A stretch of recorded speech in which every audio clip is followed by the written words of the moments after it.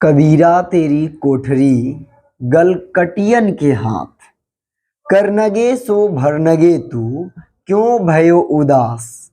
कबीरा cooker Ram का मोतिया मेरा नाम, गले हमारे जेवड़ी जित बांधे उत जाए।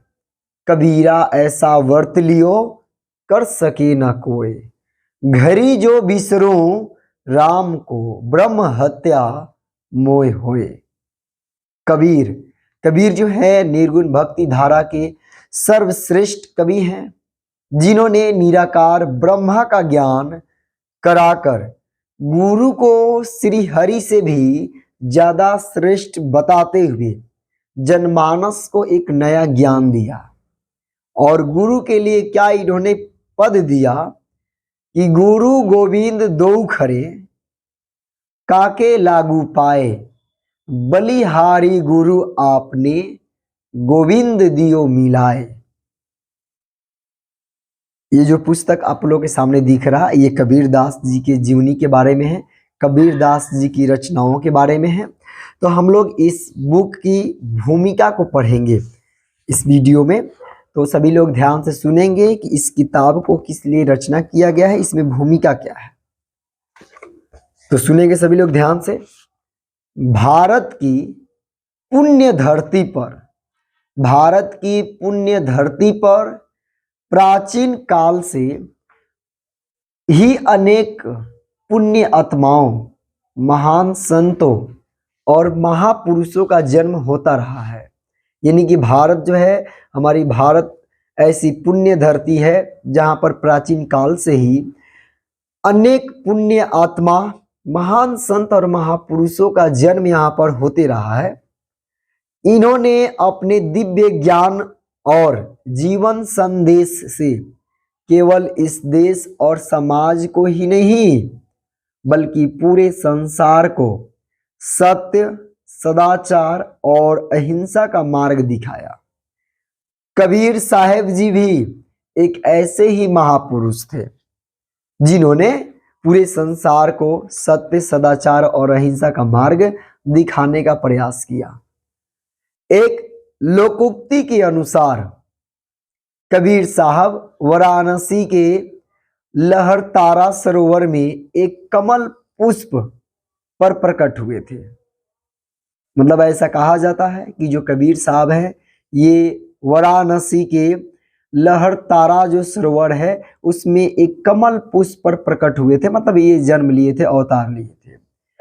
वे इस संसार के पाप, प्रचंड और पाखंड से मुक्ति दिलाने के लिए ही इस धरा पर आए थे।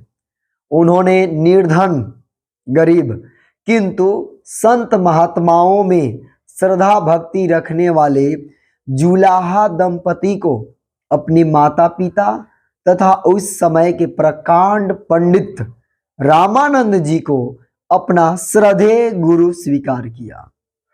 तत्कालीन समाज में जुलाहा दंपति को निम्न स्तरीय और रामानंद जी जैसे प्रकांड पंडित को उच्च स्तरीय समझा जाता था।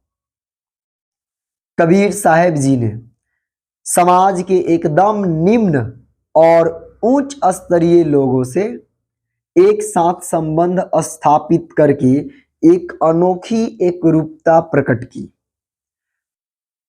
असंभव की सीमा तक विपरीत दो ध्रुवों को संयुक्त करने का यह महान और उत्तम कार्य केवल युग पुरुष कबीर दास यानी कबीर साहब द्वारा ही संभव हो सका। कबीर साहब जी ने समाज में फैली कुरीतियों और कुंठित हो चुकी परंपराओं के विरुद्ध खुलकर आवाज उठाई।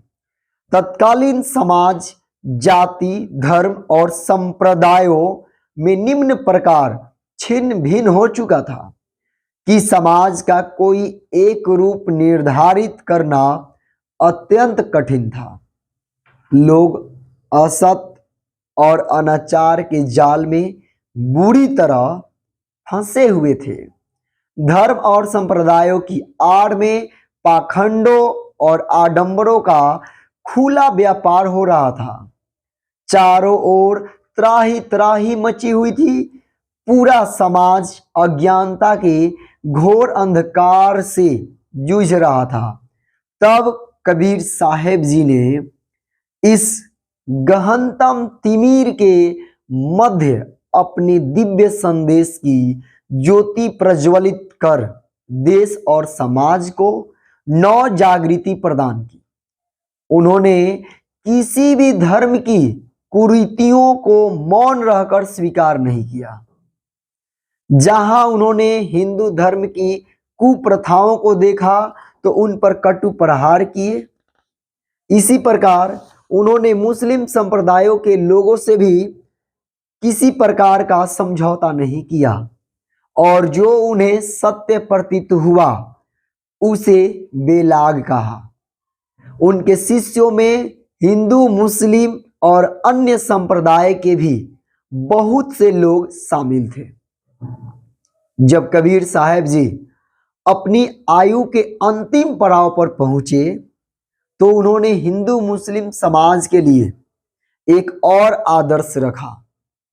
उन दिनों समाज में एक धर्म अंधता यह चली आ रही थी कि जो लोग काशी में निर्वाण प्राप्त करते हैं वे स्वर्ग और जो लोग मगहर में निर्वाण प्राप्त करते हैं वे नरक के भावी बनते हैं। इस कुप्रथा का अंत करने के लिए वे अपने अंतिम समय में काशी छोड़कर मगहर चले गए, जहां लगभग 120 वर्ष की आयु में विक्रमी संवत 1575 को वे यह संसार त्याग कर अंतर्धान हो गए। कबीर साहब जी का संपूर्ण जीवन जो अत्यंत सादगी के साथ व्यतीत किया हमारे लिए एक प्रेरणा स्रोत है। उनका एक एक क्रियाकलाप देश और समाज के लिए अनुकरणीय संदेश है। उनके जीवन के इसी अनुकरणीय रूप को इस पुस्तक में हम लोग पढ़ेंगे, प्रस्तुत किया गया इस पुस्तक में, और हम ये आशा करेंगे कि सभी लोग को इस पुस्तक में जो भी हम पढ़ करके बताने वाले हैं वो सभी लोगों को बहुत ही पसंद आएगा। तो हम लोग आगे इस बुक के अगला जो चैप्टर है ये सारी चीज़ों को पढ़ने का प्रयास करेंगे और सभी लोग हमें बताएंगे कि ये जो है सुनने में कैसा लग रहा है, समझ में आ रहा है कि नहीं, और मेरा प्रयास कैसा रह रहा है इस चीज़ को